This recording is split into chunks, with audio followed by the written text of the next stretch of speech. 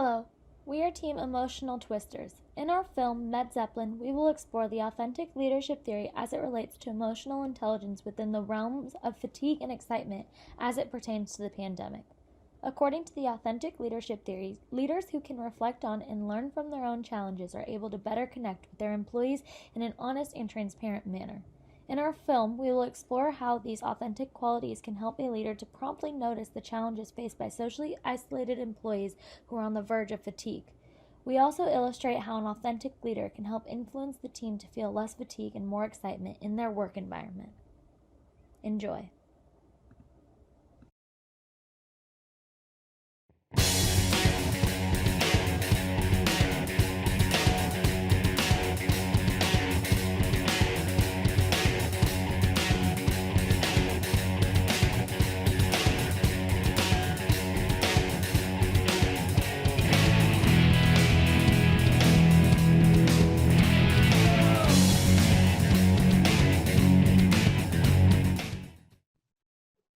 Hello, everyone. My name is Kurt Darwin.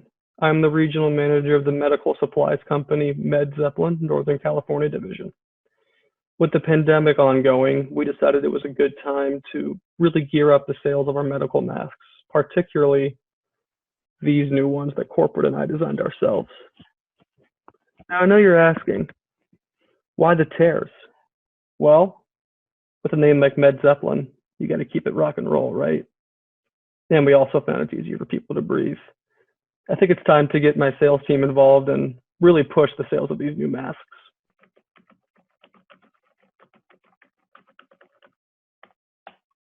Looks good. I'm excited for this. I hope everybody else is. Amazing, good. Amazing, good. Be good. Daddy's gonna shower you.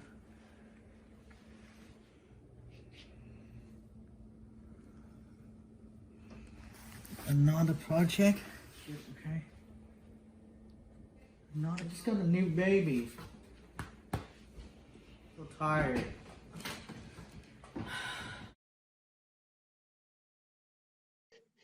Okay, guys, hi. I hope you all are doing well. I've called this meeting to find out how everybody's feeling about what Bob has assigned us, because I can tell you this much. I can't get through the 50 calls a day. I'm too tired. I'm having anxieties. I'm not being able to sleep right. Mom? Mom? Whoa. How about you, Ashley? How are you doing? Well, I fell asleep on the phone with a customer the other day, so that was fun.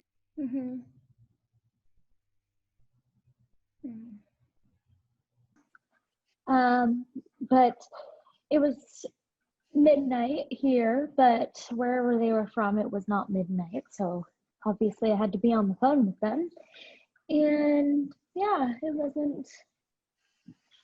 I've just been tired, and I'm so sick of freaking Bob just passing his stuff on to us.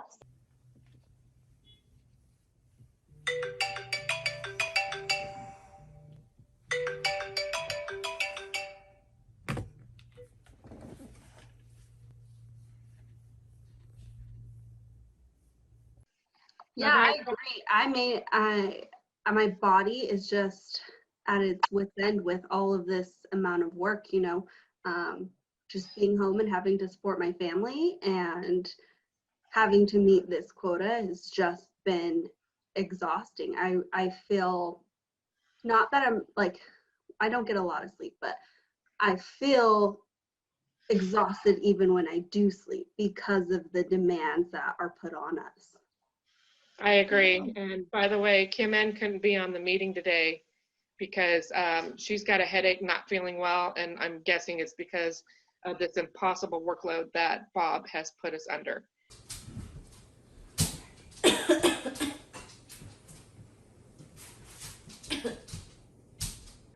So I started to notice some things were a little off right after Ashley asked for her 2-week notice.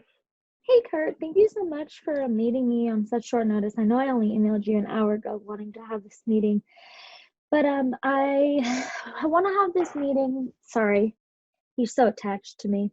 I just wanted to have this meeting because I just really want to put in my 2 weeks. I feel like the office, well, obviously right now with COVID, being at home has been worse, but it's just been really toxic. Like even just our emails and our jobs and everything, it's just been toxic in the office. Sorry, Ashley, I'm kind of stunned.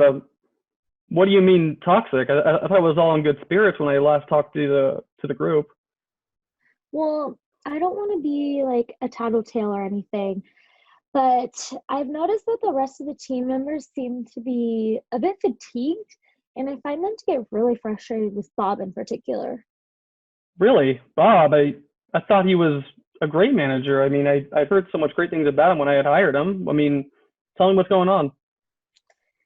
Yeah, I know I can see how it's hard for you to see this, but Bob has created this exciting and caring facade around you, but I've noticed that he doesn't really care about the team whenever you're not around.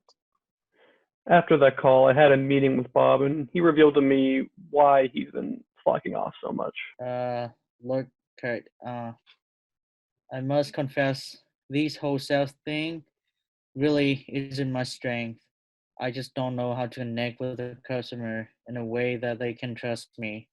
So I just want to prove to you that I can take on a new challenge. Hopefully, one day I can get that promotion I really wanted. Okay. Look, Bob, I get it. Okay, I've been there. Everyone wants to show that they can be the person for the job and that they deserve to take on those bigger projects. I'm not perfect all the time, okay? It took me a while to get where I am. I had to go through the same struggles that you're currently going through and the team is currently going through, okay? But the most important thing to keep in mind is when you're at this point as a leader, especially of your employees, you want to make sure that you can rely on them when you're struggling, okay? And to do that, you need to inspire them to do their best effort every day and not put all of your work on them. It's going to make them tired. It's going to make them less likely to work hard for you. Next time, if you're having trouble with your work, please let me know so we can solve this issue beforehand and it doesn't get too out of control like it currently is. After that meeting, Bob and I decided to reduce the number of phone calls the employees were doing from 50 to 20 today. Everybody was incredibly excited about this news, but particularly Kim M. Yes, of course. Yeah, 20 calls. Thank you, Bob. Yeah, Thank you, Wow. Bob. Yeah, no problem, guys. Wow. Sounds like everybody's good with that plan. After that, everybody seemed to have a much more positive energy during work hours. But we still didn't meet our sales quota on those masks. Maybe I didn't put enough tears in them.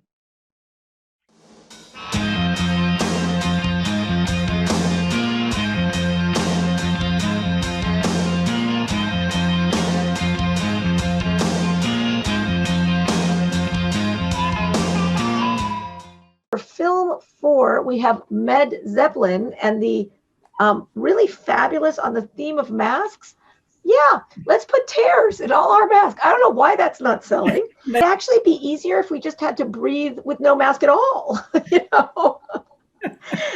And so to start, like I really like the enactment that this team did of fatigue was just astonishing. So we've got first thing, cute dog baby. Oh my God, like that was amazing. We've got, tired mom employee, and I loved the sweaters, like they were awesome. And then, Ashley feeling asleep on the phone with the customer. I mean, this was a tired team and really represented the difficulties just beautifully. And I thought it was really interesting that, so they're really frustrated with Bob. So one of the reasons they're tired is because, all the work is going on them and that he's absent. And Bob, and I think, so this team focused on authentic leadership, and there was authentic leadership happening sort of everywhere. So Kurt basically as a supervisor confronted his own weakness, who basically was able to say, you know, the times that he remembered when he was a new manager and in the call center and, you know, did all of that. And so that was authentic. And I think that really helped Bob. I think that the thing though that this team did, and I don't even know if you guys realize that you did it necessarily, but you moved forward leadership theory. And I'll tell you why. Because authentic leadership theory has always focused on being authentic from the top down, kind of by definition, leadership, right? So if I'm authentic with my people, then they'll improve and all these things. But what your team did is you showed the power of authenticity upward. So Bob, he told the truth, right? Which was, yeah, I suck. And I did this, you know, I did this because I wanted to succeed, but I don't feel comfortable with it. And so I'd let everybody, talk about honesty. And what that did is that like his leader didn't pound on him. So maybe you need both of it, but it led him to really get the support he needed from his leader so that he could then support his people. And so I thought that was a very, you know, unique twist on this whole thing and helps the, you know, instead of fearing your manager and hiding from them, that works. And I think we're very afraid to do that. And I think you'd be surprised at, you know, how I mean, sure, there are some bosses who are just jerks, but I think we're very afraid of people who are in power over us. And I think we underestimate that if we share with them what's going on there and be authentic, they can be very helpful.